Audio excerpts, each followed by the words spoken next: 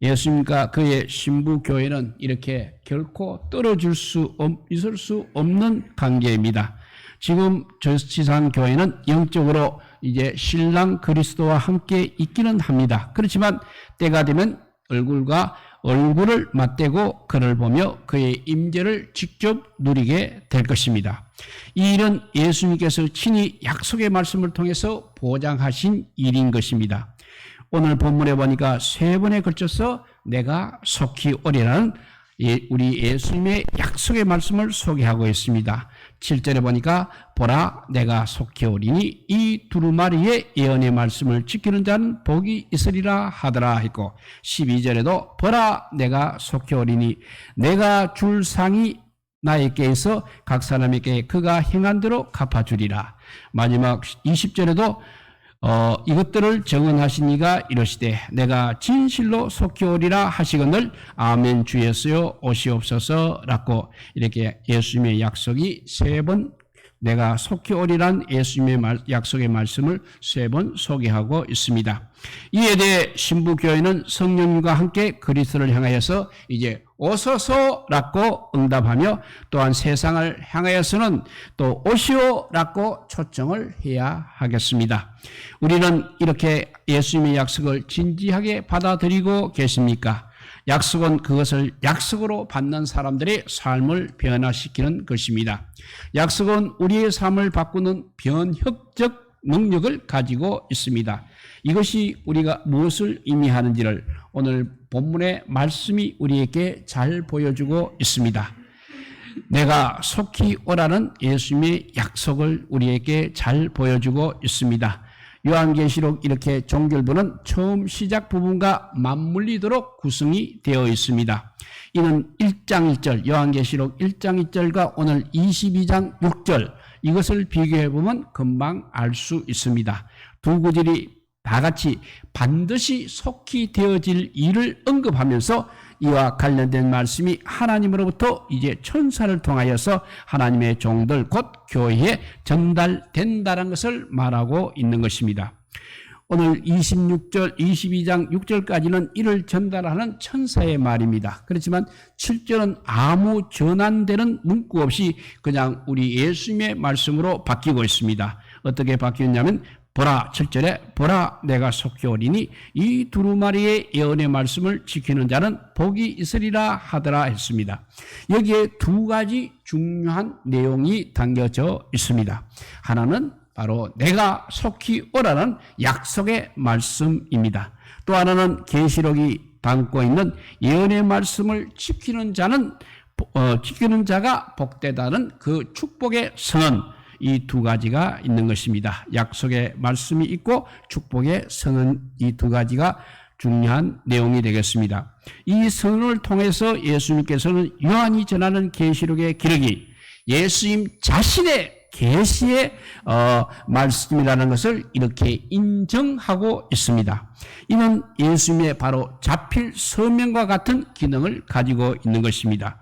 여기에 이어 8절에는 요한 자신의 서명도 나타나고 있습니다. 8절 이것들을 들은 자는 나 요한이니라고 표현한 것이 바로 요한 자신의 서명에 해당되는 것입니다. 예수님의 계시의 말씀은 천사를 통해서 이렇게 요한에게 또 요한을 통해서 그리스도의 교회에 전달되고 있습니다. 요한은 자신이 보고 들은 것에 압도되어 이를 보이면 천사의 발 앞에 엎드려 절하려고 했습니다. 그러자 천사가 요한을 제지합니다. 제지하는 말씀이 바로 10절에 있습니다. 이 두루마리의 예언의 말씀을 임봉하지 말라고 명하고 있습니다. 여기서 임봉한다는 것은 그 내용을 숨겨서 감춘다는 것을 말하는 것입니다. 이는 계시의 목적과 반대되는 의미입니다.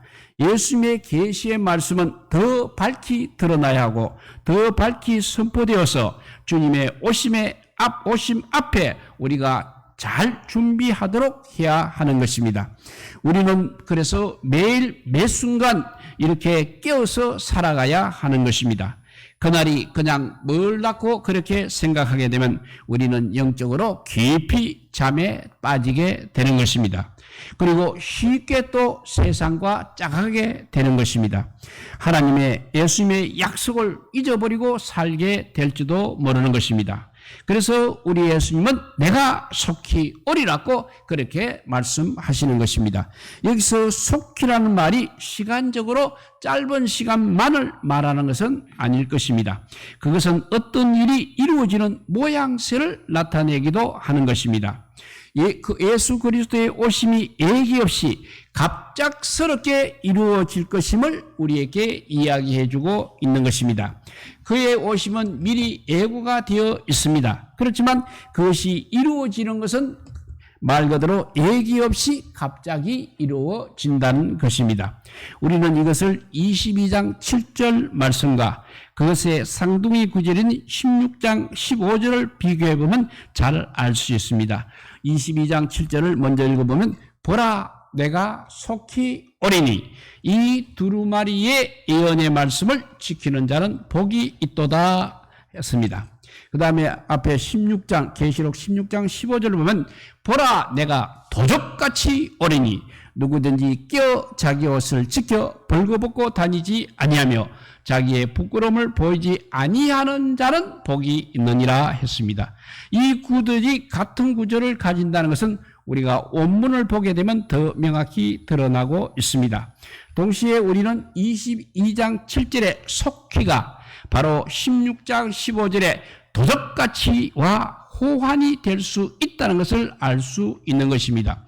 도적이 오는 것은 우리가 항상 예상은 할 수 있는 일입니다. 그렇지만 실제로 도둑이 들 때는 언제인지도 모르게 순식간에 이런 일이 일어나는 것입니다. 예고된 일이 예기 없이 갑작스럽게 이루어지는 일은 우리 학생들이 시험 기간에서 가장 흔히 볼 수 있는 예라 하겠습니다. 시험이 10일에 있다고 예고와 동시에 주어진다면 그 10일 동안 그냥 바짝 준비하면 되는 것입니다. 그러나 곧 시험이 있다고 예고는 되었지만 정확하게 10일 후가 아닌 정확하게 언제인지 얘기되지 않는 경우가 많이 있습니다. 이 경우 시험은 속히 오는 것입니다. 전혀 시험이 있을 것 같은 분위기가 아닌 어떤 날인데도 갑자기 시험이 이루어질 수 있는 것입니다. 이것이 속히 오시겠다는 예수님의 약속이 가지는 성격인 것입니다. 그 약속이 지금 이제 2000년이 넘도록 이루어지지 않았다고 해서 결코 이루어지지 않을 것이라고 생각해서는 절대 안 되는 것입니다. 예수님의 약속은 결코 빈말로 전락하지 않습니다. 오늘 우리에게도 예수님은 여전히 속히 오고 계십니다. 예기 없이 그 일은 반드시 이루어질 것입니다. 그러므로 우리는 늘 깨어서 항상 준비된 자세로 살아갈 수밖에 없는 것입니다. 우리의 준비의 모습이 어떠해야 하는지를 잘 보여주는 말씀이 바로 11절의 말씀이 되겠습니다. 11절을 읽어보면 불의를 행하는 자는 그대로 불의를 행하고 더러운 자는 그대로 더럽고 어려운 자는 그대로 의를 행하고 거룩한 자는 그대로 거룩하게 하라 했습니다. 앞에 10절에 보면 때가 가까우니라고 밝히고 있습니다. 그렇다면 여기에 따른 긴박한 권면의 말씀이 반드시 뒤따라올 것을 우리가 예상할 수 있는 것입니다. 그런데 11절은 그런 부대에 부합하고 있는지 한번 살펴봅니다. 우리가 11절을 잘못 읽으면 이 구절이 불의를 행하는 자는 그대로 불의를 행하고 어려운 자는 그대로 의를 행한다는 일반적인 상황의 진술처럼 보일 수도 있습니다. 그러나 실제로는 그렇지 않다는 것입니다. 이 구절은 4개의 3인칭 명령어로 이루어져 있습니다. 처음 2개하고 나머지 2개, 처음 2개와 나머지 2개가 서로 쌍을 이루고 있는 것입니다. 그러면서 첫째 2개의 쌍과 둘째 2개의 쌍이 서로 대조를 이루고 있는 것입니다. 이를 좀 더 문자적으로 옮겨보면 이렇습니다. 앞에 두 절을 읽어보면 불의를 행하는 자는 그대로 불의를 행하라. 더러운 자는 그대로 더러워지라. 그 다음에 뒤쪽에 항상은 어려운 자는 그대로 의를 행하라. 거룩한 자는 그대로 거룩해지라. 라는 말이 되겠습니다. 말할 것 없이 이 명령의 초점은 어려운 자와 거룩한 자, 곧 성도들에게 맞추어져 있는 것입니다. 불의를 앞에 불의를 행하는 자, 그리고 더러운 자에게 명령을 한다고 해서 그들이 들으리라고 기대할 수는 없을 것입니다. 그들은 그냥 그런 사람들은 바로 자기들이 하던 살던 방식 그대로 살아가게 마련인 것입니다. 그러나 우리 성도들은 이런 사람들과 불의한 사람, 더러운 자와 늘 구별된 삶을 살아야 한다는 것입니다. 다니엘서 12장 10절이 이와 유사한 사항을 말해주고 있습니다. 읽어보면 많은 사람이 연단을 받아 스스로 정결하게 하며 희게 할 것이나 악한 사람은 악을 행하리니 악한 자는 아무도 깨닫지 못하되 오직 지혜 있는 자는 깨달으리라 했습니다. 하나님께서 기대를 거는 사람들은 바로 지혜 있는 자들입니다. 그리고 약속의 말씀을 약속으로 받는 사람들입니다. 세상 사람들이 어떻게 살아가든 거기에 큰 기대를 우리가 걸 수는 없지만 중요한 것은 주님의 약속을 받은 주의 백성의 삶이 더욱 어렵고 더욱 거룩하게 되어가야 한다는 것입니다. 어린 양의 신부교인 우리는 우리가 가도록 되어 있는 바로 그 길을 따라 살아가지 않으면 안 된다는 것입니다. 그래서 11절이 2인칭 명령, 너희가 무엇을 하라 보다 3인칭 명령의 뭐뭐한 사람은 뭐뭐하다라는 형태를 사용하고 있는 것은 바로 그런 사람은 그렇게 하도록 되어 있다는 의조를 가지고 있는 것입니다. 불의를 행하는 자는 불의를 행하라는 말씀은 결코 악을 권장하는 그런 말씀이 아닌 것입니다. 불의를 행하는 자나 더러운 자가 쉽게 바뀌기를 우리가 기대할 수는 없다는 그런 의미입니다. 그런 사람은 그렇게 살도록 되어 있으니까 그냥 내버려 두라는 것입니다. 반면에 그리스도로 말미암아 어렵게 되고 거룩하게 된 사람은 그 변화된 성품을 따라 살아가지 않을 수 없다는 것입니다. 그것이 바로 우리에 대한 우리 주님의 기대라는 것입니다. 더군다나 내가 속히 오리라는 이 주님의 약속으로 받은 우리는 더욱더 의를 행하며 거룩하여지는 삶을 살아가야 하는 것입니다. 그것이 바로 그리스도를 맞이하기 위해 깨어서 자기의 옷을 살피는 신부교에 합당한 삶의 자세인 것입니다. 그러면 예수님께서 속히 오시겠다고 말씀하신 이유를 살펴보도록 하겠습니다. 예수님은 왜 내가 속히 오리라고 말씀하고 계십니까? 일단 우리는 계시록의 첫 독자들의 상황을 염두에 두어야 하겠습니다. 그들은 믿음을 지키기 위해서 가진 핍박과 박해를 감수해야 했습니다. 그런 상황 속에서 속히 오실 주님을 대망하며 살한 것이 그들에게는 큰 힘이 되었던 것입니다. 왜냐하면 속히 오시겠다는 주님의 약속은 성도들의 시간관을 바꾸어 주기 때문입니다. 성도들의 눈은 이제 현재를 넘어서 오실 그 미래를 앞당겨 볼 수 있게 되는 것입니다. 영원히 지속될 것만 같은 현재 상도 언젠가 끝이 날 때가 올 것이라는 것입니다. 기세가 등등한 악의 통치도 마침내는 막을 내리게 될 것이라는 것입니다. 우리가 일제 강점기에 요한계시록은 검서 중에 검시로 검서 중에 하나였습니다. 이렇게 성도들이 계시록을 통해서 이제 일제의 강한 통치도 끝이 있다는 것을 믿고 외쳤기 때문에 그렇게 검서로 정했습니다. 그래서 요한계시록을 절대 읽지 못하라고 한 것입니다. 우리가 그냥 현실의 상황만을 바라보게 되면 끝이 보이지 않는 일도 하나님의 눈길을 통해서 우리가 바라보게 되면 끝이 보이기 시작하는 것입니다. 내가 속히 오리란 우리 주님의 말씀은 그와 같은 하나님의 섭리의 관점에서 내가 선 자리를 돌아보게 하는 것입니다.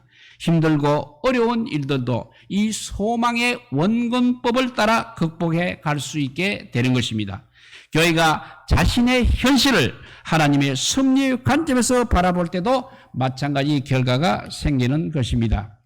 교회를 탄압하는 김성의 통치는 속히 막을 내리게 될 것입니다.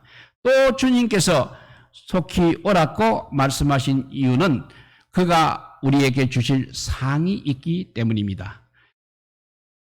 12절에 보면 보라 내가 속히 오리니 내가 줄 상이 나에게 있어 각 사람에게 그가 행한 대로 갚아 주리라고 말씀하십니다. 여기서 내가 줄 상이라는 문구는 원문에서 나의 상 이렇게 표현이 되어 있습니다. 이 상, 미스토스라는 말은 복음서에서 주로 삭스로 그렇게 번역된 단어입니다. 승리자의 상을 가리키는 브라메이몬에 비해서 마이토스 그 상은 보상의 의미를 가지고 있습니다. 행한 대로 갚아주리라는 그 말씀하시는 것도 역시 보상의 어떤 뉘앙스를 짙게 풍기고 있는 것입니다. 그가 행한 대로 갚아주리라는 이 표현이 계시록 18장 6절에서 음녀 바벨론에 대하여 사용된 적이 있습니다. 그게 읽으면 그가 행한 대로 그에게 주고 그의 행위대로 값을 갚아주신다는 표현이 바로 그것입니다. 사실 행한 대로 갚아준다는 표현은 우리에게 별로 달가운 표현은 아닐 것입니다. 나의 행위를 내가 보게 되면 내가 받을 벌밖에 무엇이 있을까 하는 생각이 먼저 들기 때문에 별로 좋은 표현은 아닙니다. 그러나 22장의 문맥에서 주님께서 말씀하시는 것은 앞에 음료 바벨론에게 사용한 18장 6절과는 정반대라는 것입니다. 주님은 우리에게 벌을 주시려고 우리의 행위를 살피고 계시는 것이 아니라는 것입니다. 우리가 수고한 것을 인정하고 위로해 주기 위해 우리의 행위를 살피고 계십니다. 그래서 우리는 보상을 바라고 주님을 섬겨서는 안 되는 것입니다. 우리는 누가복음 17장 17절의 말씀처럼 우리는 무익한 종이라 우리가 하여야 할 일을 한 것뿐이라는 그런 자세로 우리가 주님을 섬겨야 한다는 것입니다. 그러나 주님께서는 우리가 주님을 위하여 행한 작은 일까지도 결코 잊지 않고 기억하시는 것입니다. 그래서 나의 상이라고 그렇게 표현하시는 것입니다. 이것은 우리가 받고 싶다고 해서 받고 안 받고 싶다고 해서 안 받는 그런 상이 아니라는 것입니다. 주님께서 주시고 싶어서 주시는 상이 바로 나의 상이라는 것입니다. 그러니까 결정권은 우리에게 있는 것이 아니라 우리 주님에게 있는 것입니다. 이 상을 또 각 사람에게 주신다는 것은 모든 사람이 일일이 다 받을 것이 있다는 것을 보여주는 것입니다. 그것은 각 사람이 행한 일이 무엇인가에 대한 우리 주님의 평가에 근거하는 것입니다. 다시 한번 강조하지만 우리는 절대 보상을 바라고 주님을 섬겨서는 안 된다는 것입니다. 여기 마스토스를 우리가 보상 또는 삭스로 읽는다고 하더라도 그것은 바로 우리 주님의 관점의 표현인 것입니다. 주님께서 우리의 수고를 인정하고 평가해 주는 것에 대해 근거하여서 주시는 상인 것입니다. 그래서 우리에게는 그 상은 철저히 은혜로 주어지는 것입니다. 우리가 주님 앞에 상을 받으려고 손 내밀 근거는 아무것도 없는 것입니다. 다만 우리 주님께서 그래도 주시겠다고 하시니 우리는 그냥 감사할 수밖에 없는 것입니다. 이런 주님의 은혜를 대망하여 우리는 늘 한결같은 자세로 살아가야 합니다. 그래서 14절에 보니까 자기 두루마기를 빠는 자들은 복이 있다고 말씀하십니다. 여기서 빠는 씻다, 세탁하다는 그 현재 시제로 되어 있습니다. 그래서 계속적인 행위를 말해주고 있는 것입니다. 우리는 계속적으로 자신을 돌아보며 자신을 이렇게 세탁하고 빠는, 씻는 그런 정결케 하는 삶을 살아가야 하는 것입니다. 왜 자기 두루마기를 늘 깨끗이 하면 사는 자들이 복이 있다는 것입니까? 그것은 바로 그런 사람들에게 생명나무에 나아가며 문들을 통하여 성에 들어갈 권세가 있을 것이기 때문인 것입니다. 생명나무의 권세를 말씀하시는 것은 정말 놀라운 일입니다. 여기서 권세라는 말은 권리 또는 통제권을 말하고 있는 단어입니다. 생명나무의 권리를 어떻게 우리가 주장할 수가 있겠습니까? 이 역시 전적으로 생명나무의 은혜도 은혜의 선물입니다. 우리에게는 아무 자격이 없습니다. 그렇지만 주님께서는 우리가 이것을 눈치 보지 않고 당당히 누릴 수 있도록 허락해 주신다는 것입니다. 이처럼 가장 좋은 것, 가장 좋은 미래를 우리에게 주시려고 우리 주님께서는 내가 속히 오리라고 말씀하시는 것입니다. 그는 주님은 반드시 우리에게 오셔야만 하는 필요성을 가지고 있습니다. 하지만 모든 사람이 다 이런 축복을 누리는 것은 아니라는 것입니다. 주님의 은혜로 당당히 성에 들어가는 자들이 있습니다. 그렇지만 어떤 사람은 성 밖에 던져지게 될 것이다 했습니다. 그것을 15절에서는 그런 사람들을 가리켜서 15절에서는 개들이라고 말하고 있습니다. 이 개들은 문자적인 짐승보다도 영적으로 더럽고 혐오스러운 것들을 좋아하는 자들을 가리키고 있습니다. 그 구체적인 항목이 열거되고 있습니다. 읽어보면 점술가들, 그리고 음행하는 자들, 살인자들, 우상숭배자들 및 거짓말을 좋아하고 행하는 자들이 바로 그 개들이라는 것입니다. 이들은 거짓의 세상에서 최적화된 사람들입니다. 이들은 우리 주님의 약속에 이끌려 산 사람과는 달리 이 세상이 거짓으로 약속되고 속삭이는 것들에 이끌려서 살아온 그런 사람들입니다. 이들과 달리 우리는 우리에게 주실 은혜의 상을 가지고 우리를 찾아오실 주님의 약속의 말씀에 우리의 삶의 방향을 맞추고 살아가는 것입니다. 이런 삶이 세상 속에서는 손해보는 삶처럼 보일지 모릅니다. 그렇지만 진정으로 복된 삶인 것을 믿고 살아갈 수 있기를 바랍니다. 왜냐하면 이는 우리에게 생명나무 에로의 권세가 약속되어 있기 때문에 그렇습니다. 그러면 속히 오시겠다는 우리 주님의 약속에 대한 우리의 응답은 무엇입니까? 내가 속히 오리라고 말씀하시는 우리 주님의 약속에 대해 신부교회가 무응답으로 있을 수는 없을 것입니다. 17절은 신부교회의 응답이 무엇인지를 보여주고 있습니다. 그 응답을 도우시는 분이 바로 성령님이십니다. 그래서 성령과 신부가 함께 응답하고 있습니다. 성령과 신부가 말씀하기를 오라 하시는도다 라고 했습니다. 여기서 오라로 번역된 단어는 현재 명령형입니다. 예수님을 향하여 하는 요청의 명령입니다. 따라서 오소서라고 고쳐 읽으면 더 좋을 것입니다. 내가 속히 오리란 예수님의 말씀에 우리는 예수님 어서 속히 오십시오 라고 그렇게 대답을 하는 것입니다. 물론 우리는 말로만 대답하는 것이 아니라 주님의 오심을 막기 위한 모든 삶의 자세를 갖추고 이와 같이 대답을 해야 하는 것입니다. 듣는 자도 오라 할 것이요 라는 것은 앞에 집단적인 신부교회를 이번에는 개별화시켜서 접근한 말이 되겠습니다. 교회를 이루고 있는 한 사람 한 사람 듣는 자들이 역시 오라라고 그렇게 응답을 하는 것입니다. 여기 이 경우에도 역시 오라는 오소서라고 바꾸어 읽으면 좋겠습니다. 그러니까 또 한 번의 초청이 있습니다. 이번에는 목마른 자도 올 것이요 또 원하는 자는 값없이 생명수를 받으라는 명령이 나타나고 있습니다. 앞에 두 번의 오소서 오라는 그런 예수님을 향한 인칭 명령, 당신께서 오소서입니다. 앞에 두 번은. 그런데 이 세 번째 명령은 목마른 자들을 향한 3인칭 명령입니다. 목마른 자, 그 사람은 오시오. 원하는 자, 그 사람은 생명수를 값없이 취하시오 라고 부르고 있는 것입니다. 이는 교회가 세상을 향하여 바라는 초청의 음성이 될 것입니다. 교회는 예수님의 오심을 대망하면서 동시에 이 세상을 향해서는 선교와 전도의 사명을 계속해 나가야 하는 것입니다. 이것이 주님께서 원하시는 일임을 오늘 본문이 잘 밝혀주고 있습니다. 사랑하는 성도 여러분, 우리는 내가 진실로 속히 오리라는 꼭 그렇게 말씀하시는 주님 앞에 아멘 주 예수여 오시옵소서 라고 응답하며 살아가야 할 것입니다. 주님의 약속의 말씀이 그리고 이에 대한 우리의 신앙 고백의 응답이 우리의 모든 삶을 바꾸는 전환점이 될 것입니다.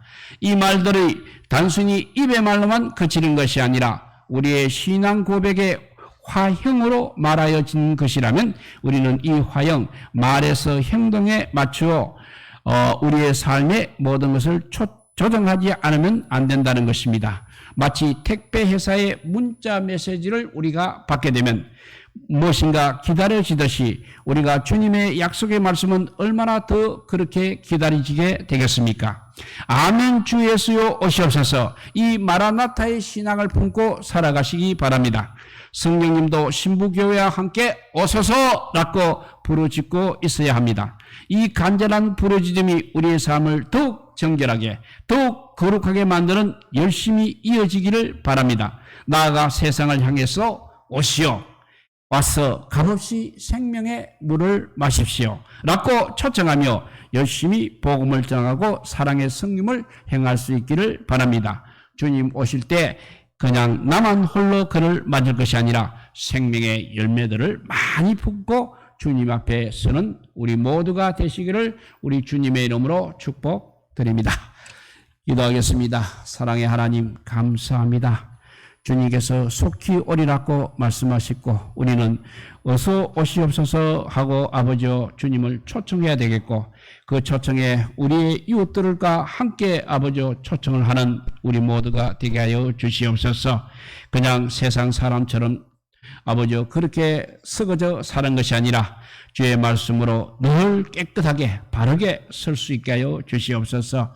세상이 아무리 더러워진다 하더라도 우리는 주의 말씀 붙들고 늘 정결하게 살아가며 승리며 살아가는 믿음의 사람들이 다 되게 하여 주셔서 마지막 날 정말 주님을 만났을 때 정말 주님께서 착하고 충성된 종이라는 귀한 상을 받을 수 있는 우리 모두가 되게 하여 주시기를 간절히 빌고 원하오며 우리 구주 예수 그리스도 이름으로 기도드리옵나이다. 아멘. 예, 우리